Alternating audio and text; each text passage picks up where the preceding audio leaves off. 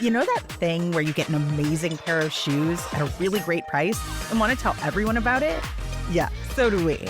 Here at Designer Shoe Warehouse, we'll give you something to brag about, like the latest styles from brands you love, or the trends everyone's obsessing over, or shoes that make you feel like, well, you. So go ahead, show off a little. Find shoes that get you at prices that get your budget. Head to your DSW store or dsw.com today. DSW, let us surprise you. Hello and welcome to Ask Margaret from What Fresh Hell, laughing in the face of motherhood, solving your parenting dilemmas one question at a time. Today's question comes from our Facebook group, which you can find at facebook.com/groups/whatfreshhellcast. And it says, a question for those of you sandwiched between kiddos and elders in your home. How do you encourage interaction between the two ends of the spectrum? Our elder is old school and equates time with our kiddo as a time to treat them with food and gifts, which is nice. But when you live in the same house, there need to be different connections. I am looking for suggestions on how to guide their interactions so they have more points for interaction. How do you support this relationship in your situation? Home-based suggestions are best.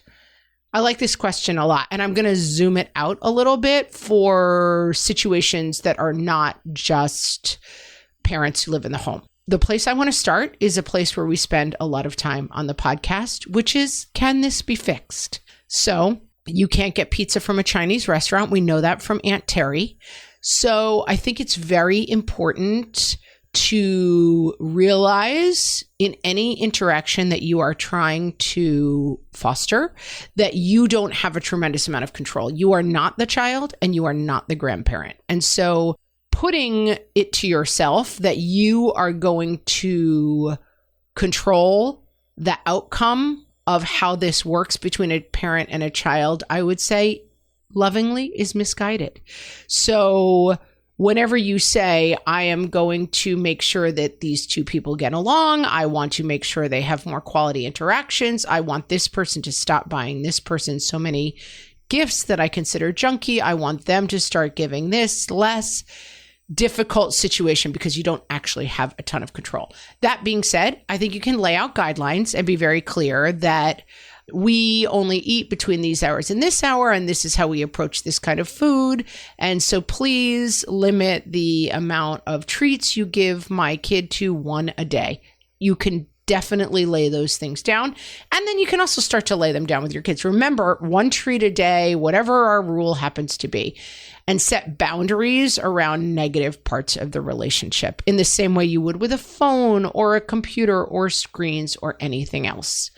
Then there's a question of fostering relationships. And I think this is a really cool and interesting question because I have kids who are very close to their grandparents and close in really different ways. And I think that the key to that is that grandparents thrive and are good and interested in different things, as do kids. So there are 9 grandchildren on one side of my family and something close to that on the other side of the family. And one thing that's interesting is that certain people are closer to certain grandparents because they share certain interests. And I think you can foster that. I have a kid who was a scout and they needed to interview somebody in the military. And so I said, well, you know, Uncle Tanner served in the military and my son interviewed him for a school project. That's an uncle, not a grandparent, but you get the picture. I had a person who was doing something in a scouting program about law. My father's a lawyer. You should talk to him and interview him about his career. And it was a nice opportunity.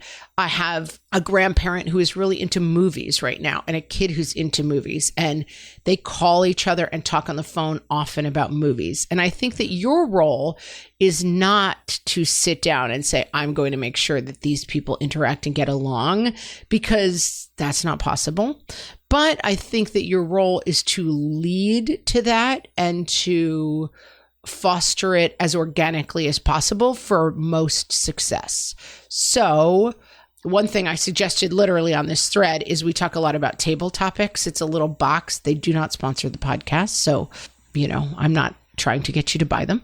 But it's just a box of questions, and we tend to use them when we have family over or visitors, even kids, friends visiting. We love to do them because it's a way to foster a conversation between the different people. Everybody answers the question of, if you could change one decision you made, what would it be? Or what is the best superpower to have? And they're fun and they're funny and they're light. They're not like deep, dark topics. They're just kind of conversation pieces, which I think is helpful.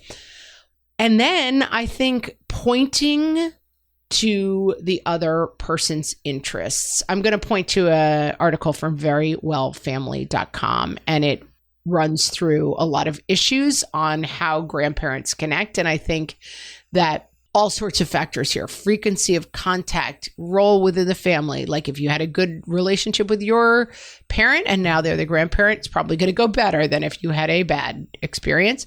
And also expectations. My father, who grew up, reaching now many generations back, talks about his own grandfather, one of whom he was very close to, and he was a fire chief, and he had stories, and it was fascinating. And then others of whom never spoke to the children, didn't expect to, and didn't want to. If that's the vibe, this can't be fixed. Just move on. But if it's not the vibe, I think there's a lot of opportunities to point to the other person and say, who knows a lot about that is grandma. She actually was a teacher. Why don't you ask her? You're learning about that. That's something that grandma actually lived through. Why don't you let's call her and talk to her.